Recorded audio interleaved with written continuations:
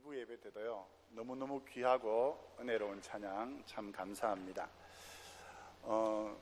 설교를 할 때마다 하느님 앞에는 좀 송구하고 또 여러분 앞에 죄송할 때가 많습니다. 제가 그렇게 살지 못하는 설교를 많이 하니까요. 근데 오늘은 유독 더 그런 것 같습니다. 오늘 어머니 주일인데요, 말씀을 전하기 전에 먼저 동영상을 한 편 보시겠습니다.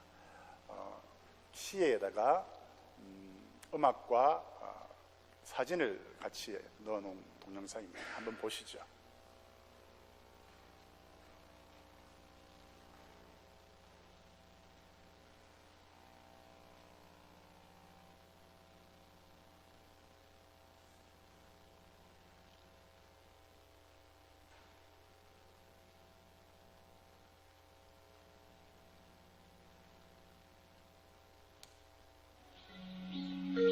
엄마는 그래도 되는 줄 알았습니다. 한여름 떼약볕을 머리에 인 채 홍해지고 온종일 밭을 매도 되는 줄 알았습니다. 엄마는 그래도 되는 줄 알았습니다. 그 고된 일 끝에 찬밥 한 덩이로 부뚜막에 걸터앉아 끼니를 때워도 되는 줄 알았습니다.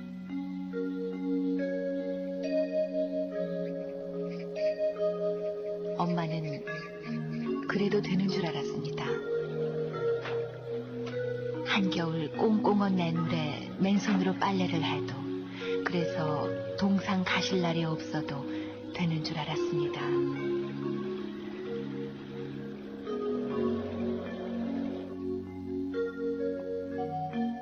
난 괜찮다, 배부르다, 너희들이나 많이 먹어라.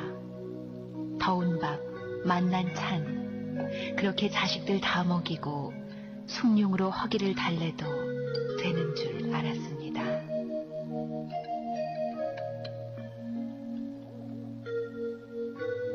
엄마는 그래도 되는 줄 알았습니다.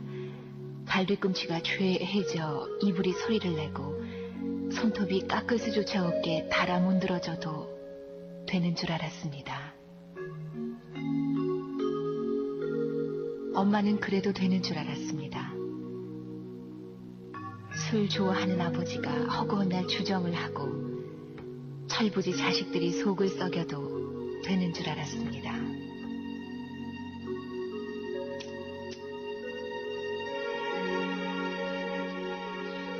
엄마는 그래도 되는 줄 알았습니다.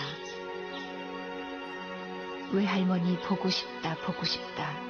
그것이 그냥 넋두리인 줄로만 알았습니다.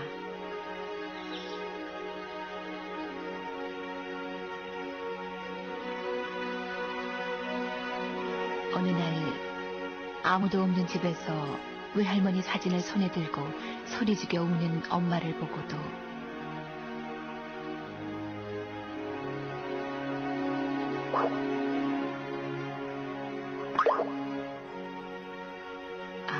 그 눈물의 의미를 이 속 없는 딸은 몰랐습니다.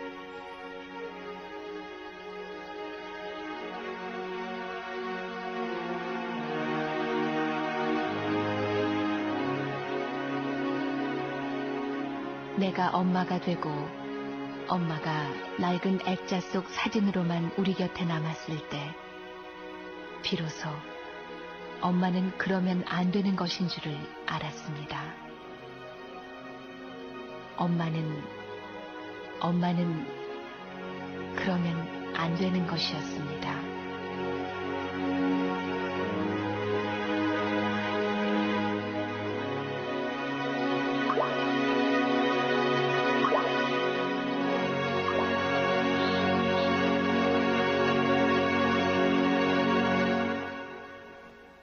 오늘 말씀은 하나님께서 우리에게 주신 10계명 중에 제5계명에 해당되는 말씀입니다.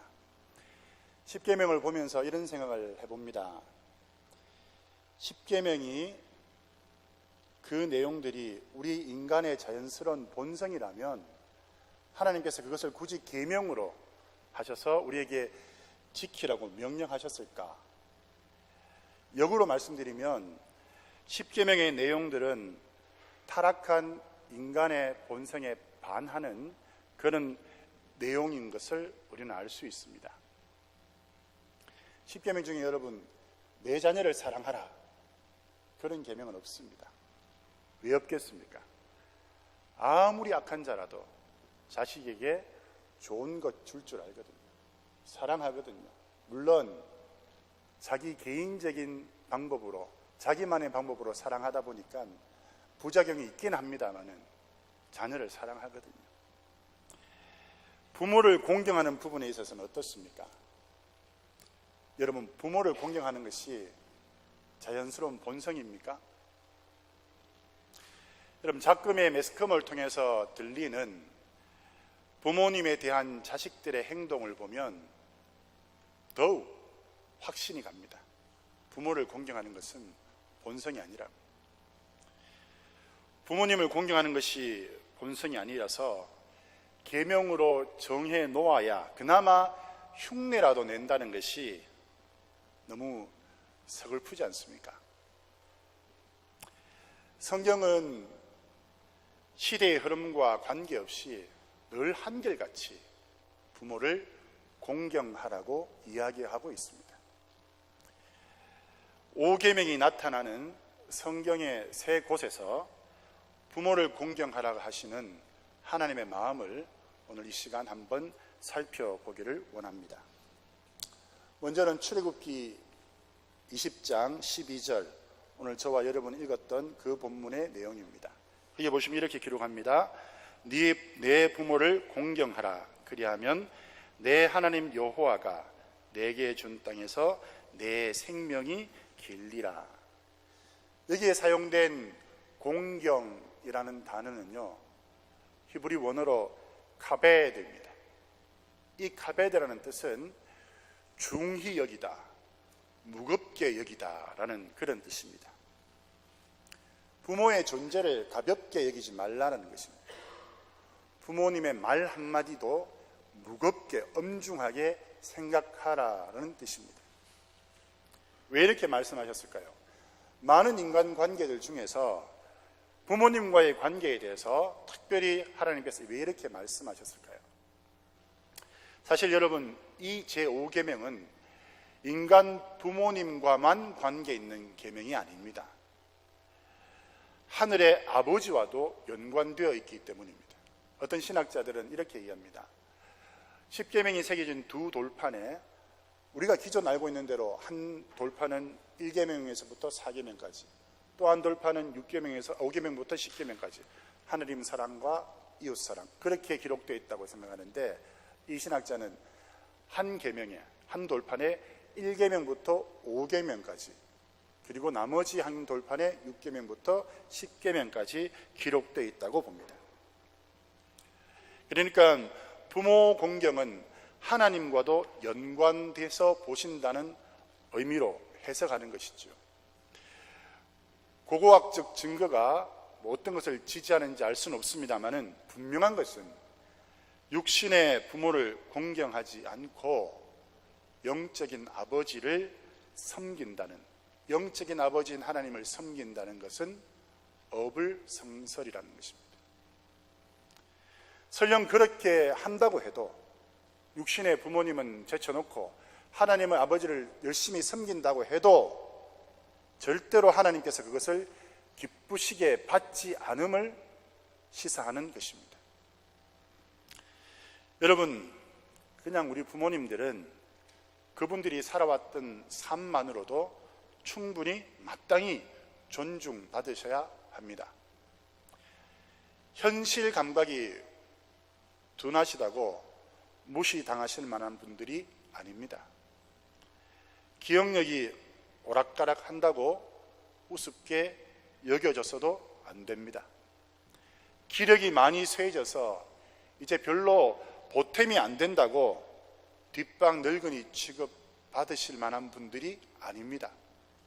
그냥 부모라는 이유만으로 충분히 존중받으셔야 합니다. 여러분, 우리를 낳아주시고 길러주셨기 때문에 존중받으셔야 합니다. 뿐만 아니라 부모라는 맡겨진 직분에서 나오는 권위 때문이라도 존중받으셔야 합니다. 그리고 그분들이 살았던 삶의 본이 또 살아오셨던 그 삶이 올바른 삶을 사셨기 때문에 우리에게 존중받으셔야 합니다. 이 세 가지가 모두 다 충족되면 다 좋겠지만 여러분 그 중에 하나만이라도 해당된다면 여러분 충분히 한 가지 이유만으로도 우리에게 존중받으셔야 합니다.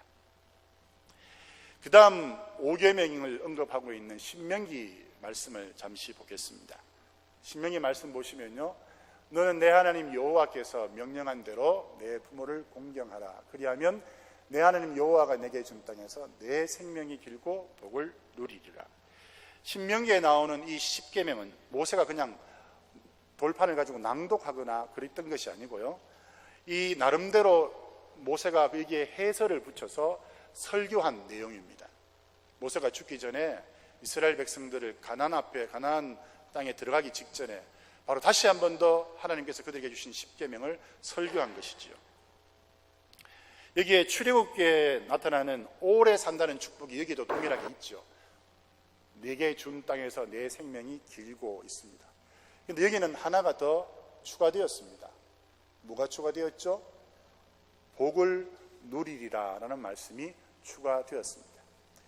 여러분, 그러니까 장수하고 또 복을 누리게 된다, 이런 의미입니다. 장수하는 것이 축복일 수 있습니까? 있습니다.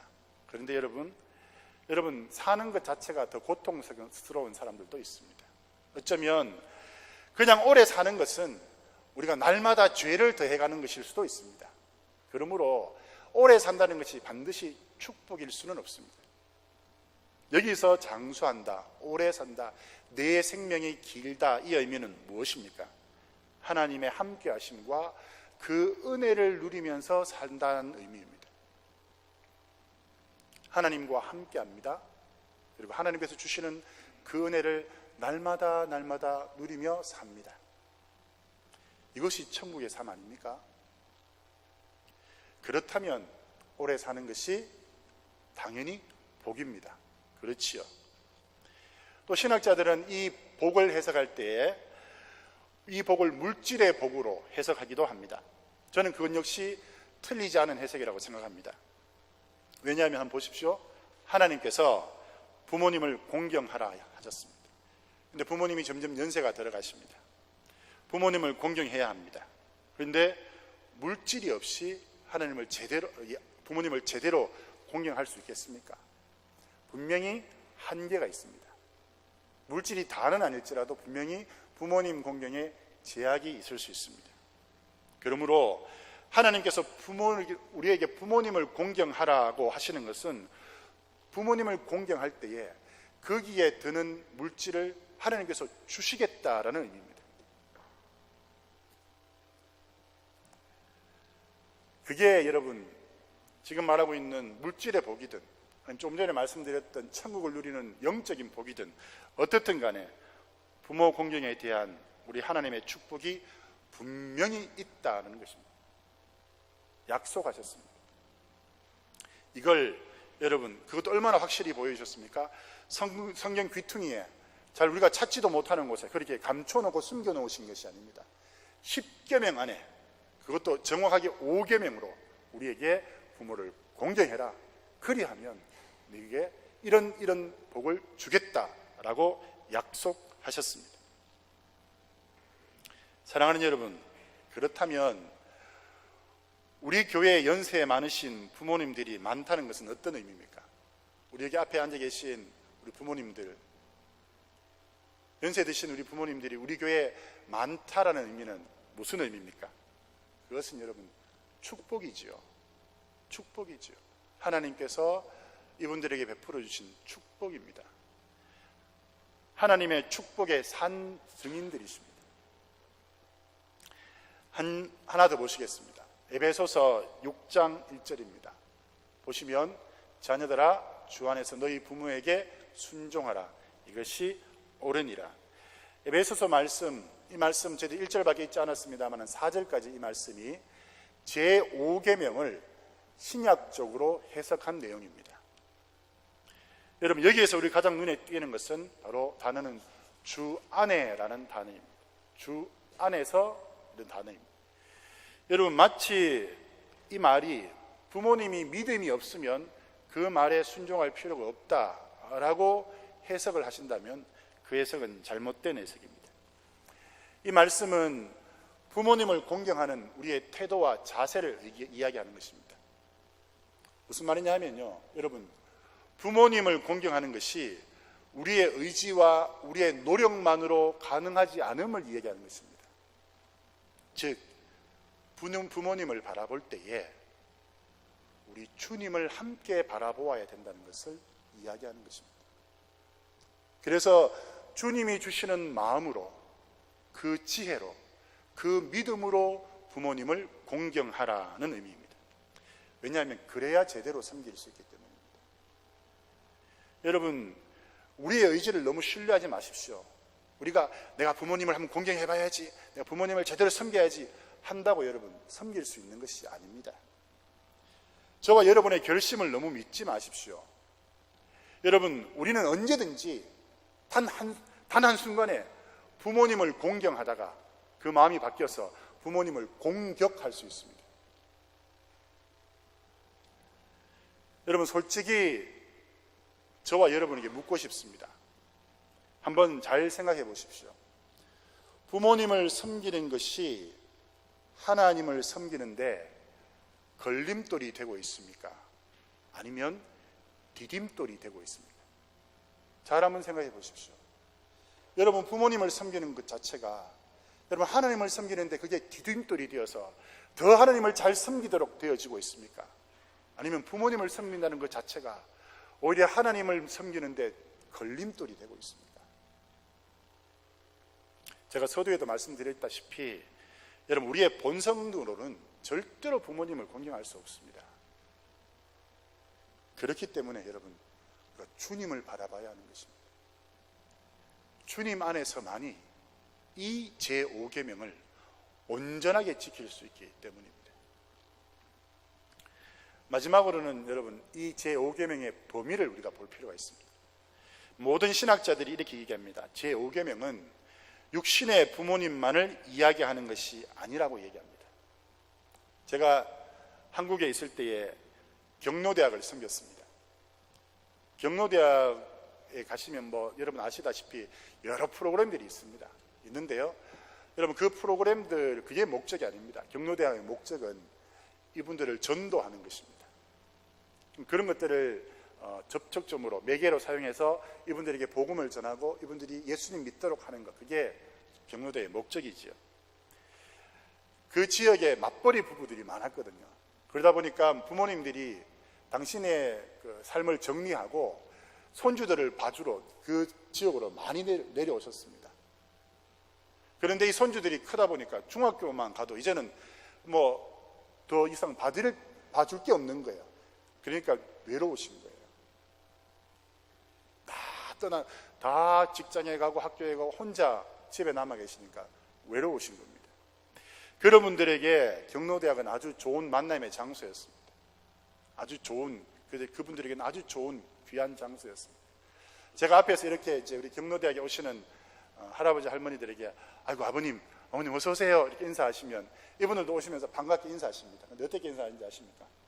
아이고 목사님, 이렇게 아이고 목사님. 어떤 분은 우리 담임 목사님 보고 근데 우리 주지 목사님은 어디 계십니까? 이렇게 인사하시는 그런 분도 있습니다. 절에 다니시다가 이렇게 오시니까 그게 익숙하신 거예요. 그러면 아이고 우리 주지 목사님은 지금 사무실 계십니다. 이렇게 얘기하고 이렇게 하신다고 그러면 안 됩니다 하지 않습니다. 그럼 저희들도 예 그럼 이렇게 인사를 받죠.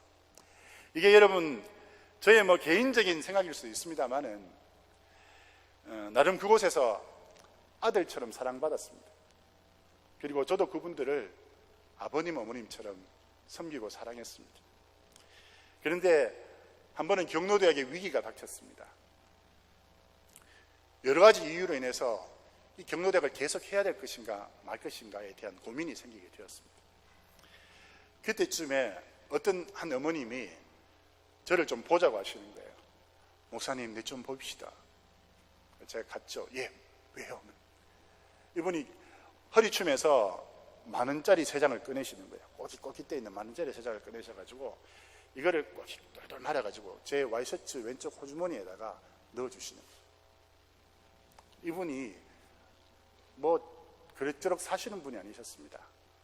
거기 오시는 많은 분들이요, 이렇게 박스 버려놓은 폐지를 주워가지고 그거 팔아가지고 생계를 유지하시는 이런 분들도 많으셨거든요. 그리고 이분은 또 치매기가 있는 분이셨어요. 잘 잊어버리고 간혹가다 어떨 때는 집에 가는 것도 잊어버리고 다른 데서 찾기도 하고 이런 분이셨어요.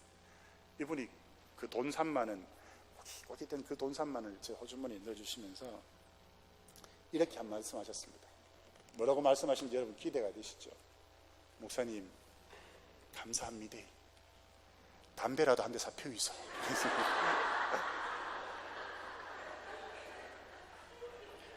제가 그 말을 듣고, 아니 지금 무슨 소리 하시는 거예요? 지금 목사한테 담배를 사 피우라니 이렇게 말했겠습니까? 예 하고 받았습니다.